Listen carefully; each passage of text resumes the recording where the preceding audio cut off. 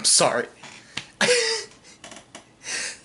I've never, I'm so upset. I am. I'm really, really upset about this because this was not the plan. I don't like canceling things. I don't like doing that. I don't like not doing stuff that I said I was gonna do. Like, I don't like doing this, but look, I have to be real with you guys. This isn't gonna happen. There's no way. I can't in good conscience just go into this and pretend like I'm selling you something worthwhile whenever it turned out this way. And it bothers me more than anything because I gave it a fair second chance. Like, I played through it again, with no preconceived notions, no judgment, just okay, let's go and see what let's do it again. Let's see,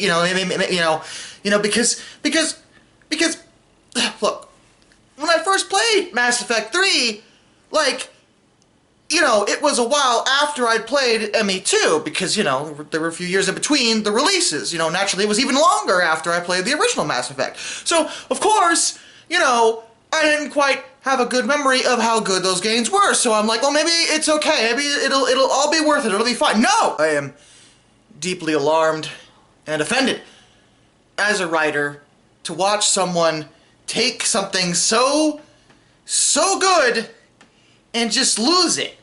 Just right there, just right at the end. And yes, that's what it's about. It's about the ending of Mass Effect 3, and you might be saying, darkness, edge rabbit, whatever you call yourself, you frickin' hack. How dare you sit there and pretend like we can't enjoy Mass Effect now because the ending of Mass Effect 3 is apparently that bad. In your opinion, maybe I liked it. Did you ever think about that?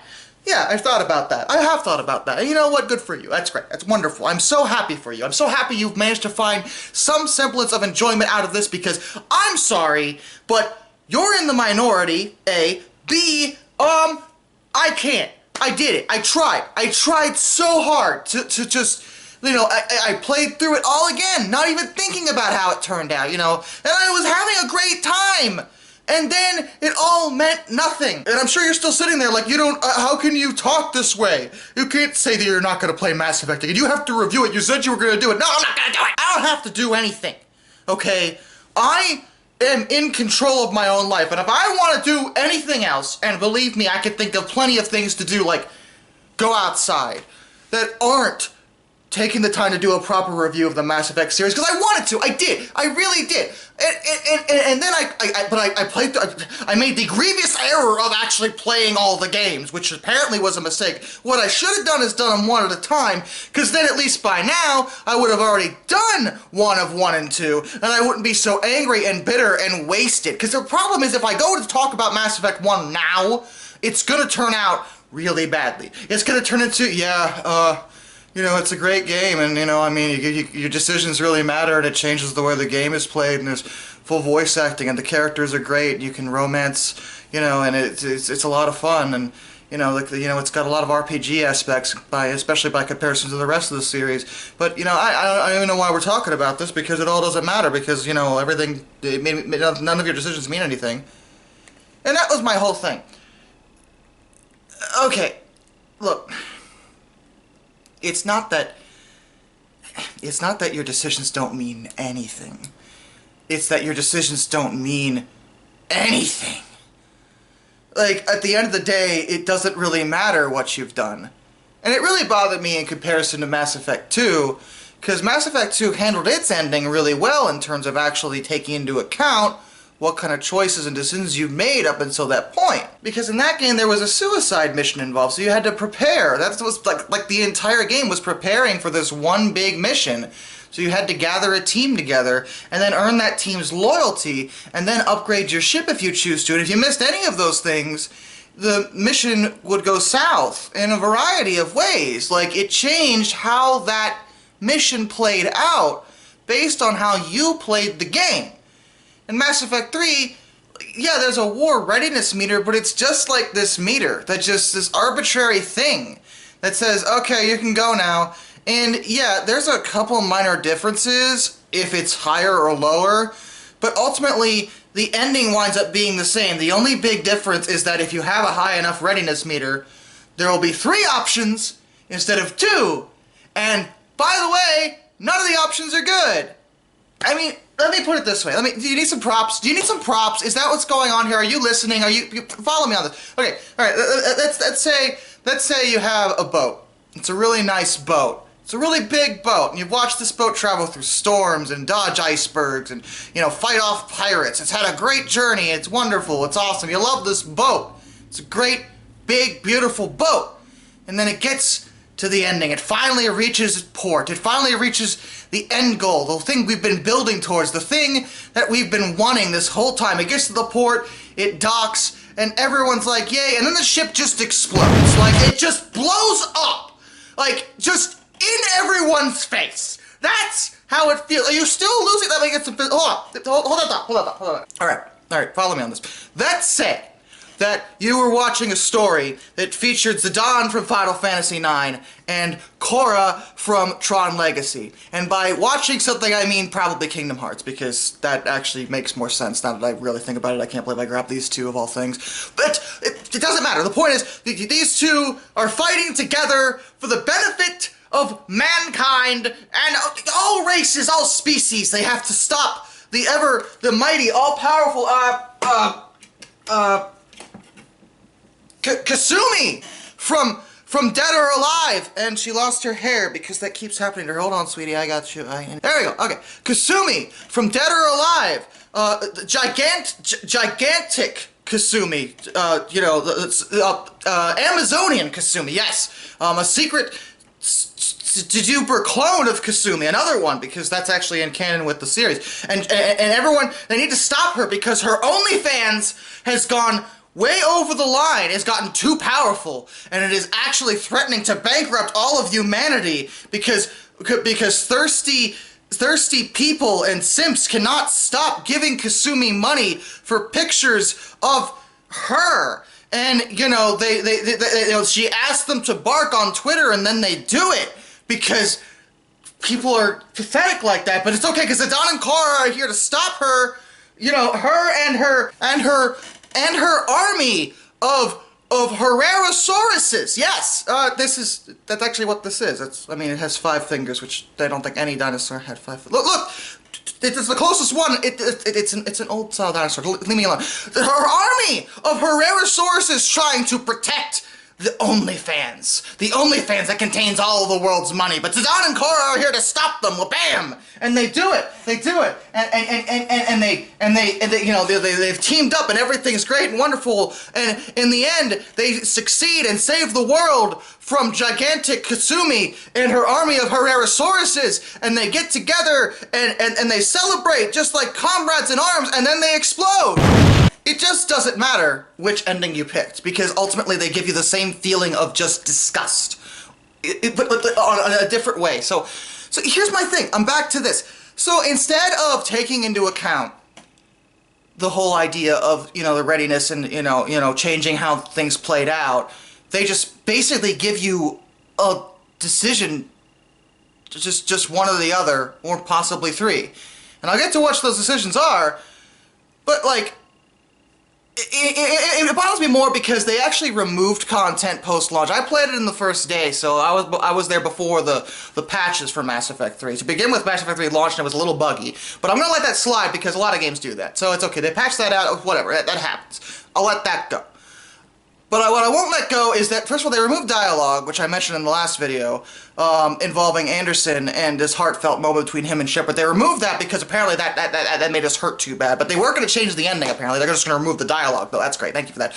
Also, the rush with Harbinger was different, because what happened in the original version was that you just kind of got hit with a laser randomly. It was just a scripted event that just happened. I mean, it still is, but there was no cutscene about it. It just kind of happens. And then all of a sudden Shepard's fine, even though the laser seemed to hit him directly. And then, and the Normandy just comes down, and then you don't actually see Joker or anybody, looking for Shepard.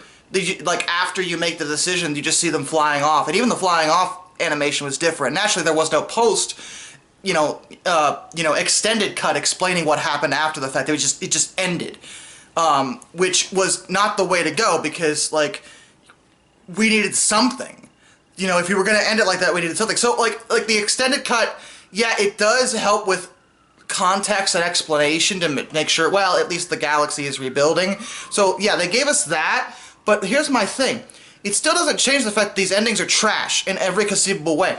And I'm going to, let me discuss this. First of all, a big issue I have with them, and this is going to sound kind of selfish, but follow me on this, is that there's no ending you could possibly choose that will result in a concrete Shepard lives situation. Or in Destroy, if you have a really high rating, you might see a cutscene where he might still be alive, he or she, but ultimately it doesn't really matter. Shepard's effectively considered dead. Or in Control, he becomes like Robo Shepard and controls the Reapers. Well, we'll get more on that in a second. And you might be saying, well, it's okay, a downer ending's okay, like you sacrifice yourself with the galaxy, yes, but this is not like a novel, like, like, I've had characters die in my stories, okay, that happens all the time, okay, we do that, but in a novel, it's a tale that you're telling. In a game, you're controlling the character and their decisions. The player has a lot of say in what happens, especially with a game like Mass Effect, where your decisions are supposed to matter. And effectively what they did was took control away from the character and said, this is your decision, you have no other option, make your choice now. Sucks, because none of the options are good. Okay, so already we're failing, because even in games like Dragon Age Origins, which I mentioned in the last video, that also had, a situation where the main character could sacrifice himself for the greater good. There were several ways around that option. You didn't necessarily have to go that route. But Mass Effect 3 is like, no, choose. Do it. I don't care how high your readiness meter is. It doesn't matter. If you use the catalyst, this is your choice. And it's effectively it's taking the hands of control out of the player and putting it in the hands of the Reapers, because the catalyst, little Star Child here, basically tells you that he's the ultimate, like, program that's been controlling the Reapers entirely. So, at the end of the day, you're negotiating with a Reaper and letting them tell you how this is going to roll. Now, they did add the refuse option, where you can refuse to take the options and use the Crucible at all. Problem. Okay. Big problem. It doesn't matter, because if you do that option, you lose. Guaranteed. There's no way around that. You can't win on your own terms. And to me, it's almost like a slap in the face, where it's like, yeah, okay, so you're going to refuse our brilliant artistic direction here? Yeah, well, instead, we're just going to kill you. And it's like, great, yeah, so that wasn't really an option at all. Thank you for that. I'm glad you added that situation.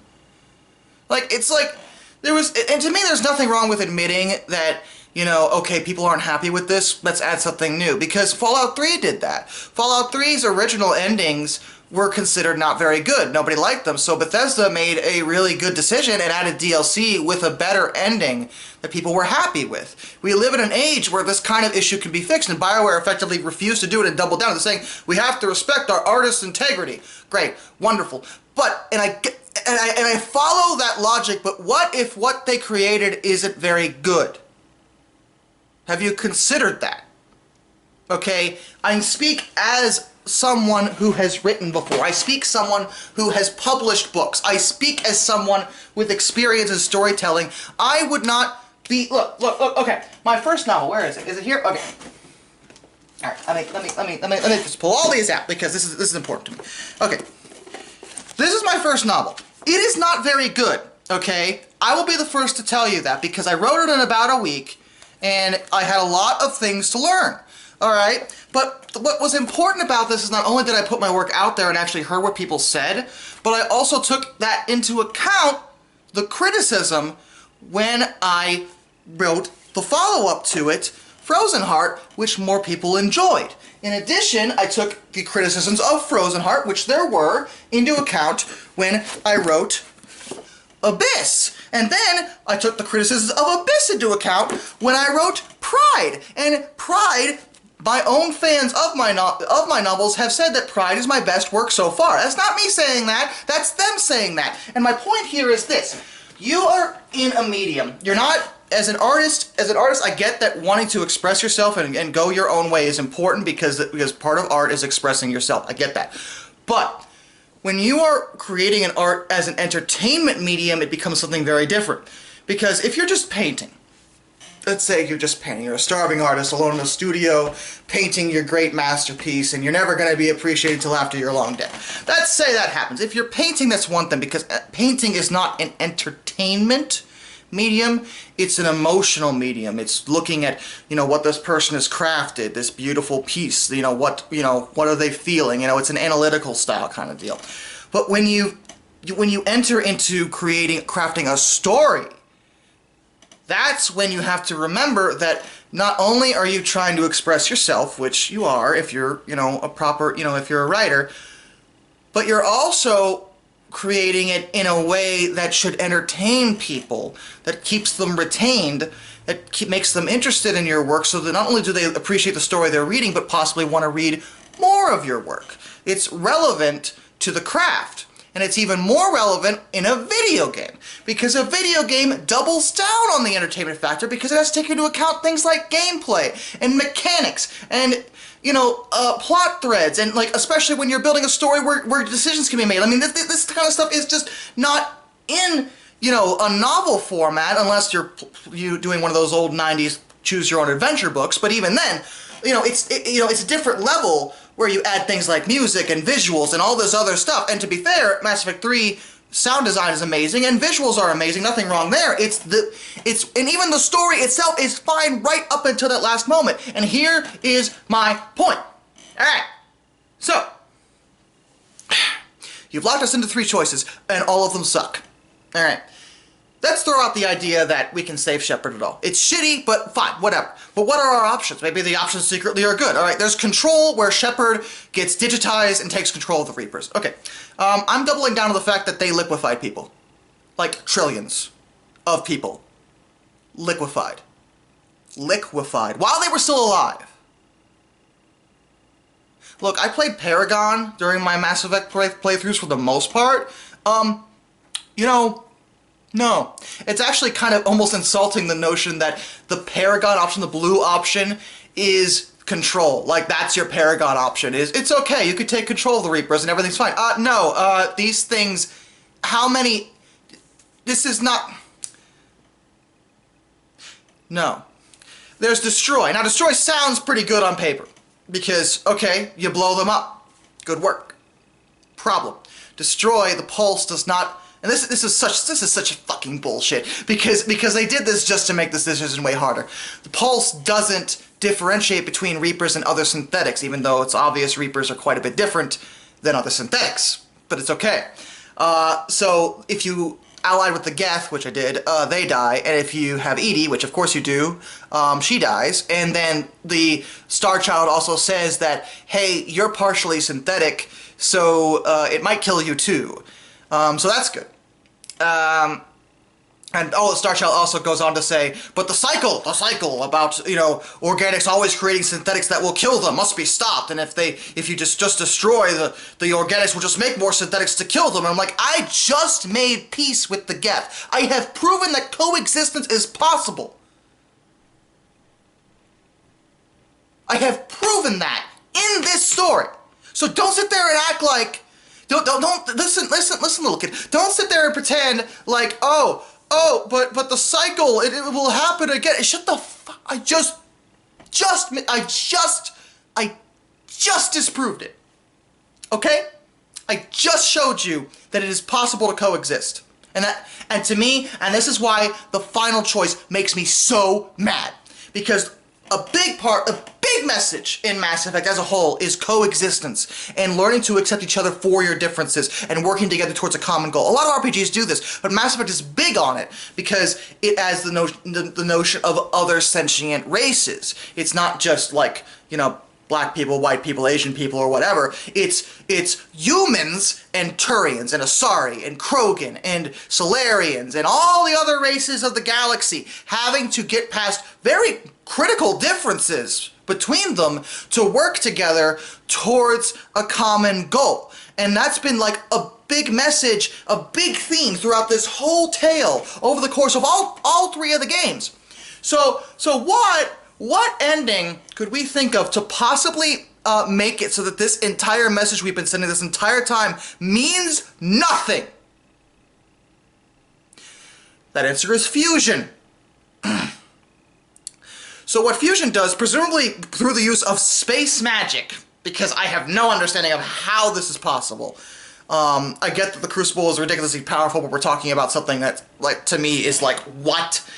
But let's go with it. So if fusion happens, it's the green option, it's the center option, and what you do is you kill yourself, because of course you do. Separate's not allowed to live. You kill yourself, and then it effectively turns everyone's DNA, whether synthetic or not, converts everyone into effectively the same thing. They still retain their appearances, but they're all genetically identical. And this is insane. That's nuts. Like, what kind of message are you trying to send with that? Like, the notion that it's not possible to overcome people's differences, it's not, like, what kind of cynical nonsense is that? Where I literally have to, first of all, let's just dodge the bullet of consent here, because we've literally decided the genetic fate of everyone in the galaxy with this decision. Like, suddenly everyone else has had their physical form, who they are, forcefully altered on the genetic level with no consent. Alright, let's take that. First of all, that's a wow. But then what you're saying is basically that these races will never get along unless they are effectively the same. Which means that nothing I've done and proven and, you know, the pieces the peace I've brought between people meant nothing. That's what you're saying. And if you don't really understand why this is so bad and why this is so hideously offensive, let me put it this way. Let me put it this way you might be able to process. Okay, let's say I wrote a story about racism. And how about, you know, it's about a group of people that are forced into a situation. Maybe one of them is racist. But they learn that they're not, you know, really not that different, at least not on the physical level. Like, and, you know, race is, you know, it's part of who you are, but it doesn't mean you're any less of a person. You know, learning the lessons that common sense tells us are good, you know, not to judge people by, you know, the color of their skin. That's wrong. We know that. Okay. Let's say I ended it with this massive, you know, this magical decision where all of a sudden it's like, I know how to solve racism permanently, and this person casts a spell and makes everybody white. Do you see why this is horrific now? Like, that would never be acceptable in that medium. And that's basically what you did in Fusion. You basically took everyone's identity away from them and forced them into being something that they're not. And that's not the message that should be conveyed. That is a horrific way to put this. And I can't deal with that. These are options. Either controlling the Reapers who liquefied people, either destroying your allies along with the Reapers, including yourself, which, okay, but, like, it's still crappy, or Fusion forcefully manipulate the DNA of everyone in the galaxy. Also, the Reapers still live through that, by the way. Because that was good. And I'm just like, what were you guys thinking? You know, I would have preferred a story where our decisions really changed how it went. Like, the higher the readiness meter, the more we were able to fight off the Reapers. And maybe the refuse option, for example, could have been utilized in a more effective way instead of, you know, punching us in the gut by making it so that if we refuse, we just lose. Maybe if we had high enough readiness, we could destroy the Reapers on our own terms. Maybe that was possible. Maybe make that a thing. Or, you know, or let's say, oh, instead of Shepard jumping in when fusion happens, maybe he throws the body of Anderson in because Anderson dies too. I don't know. Something else, or maybe just not having the Star Child, or maybe having the Crucible just, you know, reprogram the Reapers or send them back to dark space, or really, or, you know what, you know, everyone was, like, thrown off by this during the last video where I said in the description that I actually prefer the ending of Sonic 06, which is awful. But I honestly did, where the game never happened. And let me put it this way. I would honestly prefer the ending of Mass Effect 3 if, instead of any of what it does, the Crucible instead turns out to be a set time machine that's automatically set to a period of about 3 years, and it warps space-time and takes everyone back to before the Reapers showed up to give us time to prepare for them. So none of what you've done up until that point really matters much, except that the Crucible reset everything so that now everyone's still retaining their memories would be nice, and now you have time to prepare a massive fleet in preparation for the Reapers coming. That would have not only set up for more games, but while it would have been a waste and been like, oh great, now I have to do everything all over again, you know, it wouldn't, you know, it would still be kind of crappy. At least there, we could prepare to fight the Reapers on a reasonable scale and be ready for them. You know, it would have been, you know, the series never happening is better than how it wound up, because the way it is now, I honestly can't review it in good conscience, because if I review these games, here's the thing, I would have to sit there and tell you that they're good games, because they are, until the end. And because these games are so plot-driven and so story-driven with these characters and the romances and everything, you're going to get attached to people, the fact that it ends up that way kind of ruins it. And I don't want you guys to feel the same way I have twice. Because like I said, I played this game right after it came out, and I was just like, I remember I had nothing to say. I was so dumbfounded by how it ended. I was just like, that's it? Like, what? And then, you know, years later, with the Legendary Collection, I'm like, okay, I'll do it again. And I was having a blast. I played through Mass Effect 1, I loved it. Mass Effect 2, I loved it. Played through Mass Effect 3, I loved it. And then it ended, and I'm like, son of a bitch! I still felt the same way! I was like, that's it? And the Legendary Collection actually makes me angrier, because then they had ample chance, it's been a decade, they've had ample chance to add anything, add something to throw us a bone here. But no, they've decided that that's the way it's going to be, period, end of story, because apparently it's more important to them to retain some level of pride in their decision, rather than answer, the complaints of, and in many cases very polite, quiet complaints of people that wanted more, because we are the players, and as players we are supposed to be in control of this story, and we should have a say in how this ends up. We should be able to beat the Reapers on our own terms. We should be able to save Shepard's life. We should be able to do something. But no, they're like, no, this is what we're doing. End of story. That's it. So, I can't give a proper review of these games. I can't do it. I'm mad, too, because I spent that time recording footage and streaming. You guys were there, or some of you were, and by some of you I mean like 2 of you, but it's whatever. Like, it's just... I can't even... I can't even deal. I can't. I don't know what I'm gonna review next now. I don't know what it literally ripped any motivation I had to do anything out of my soul. Like, that's how bad it made me feel. So, yeah, that's great. Till next time, this is Darkness, and I bid you all a fond farewell.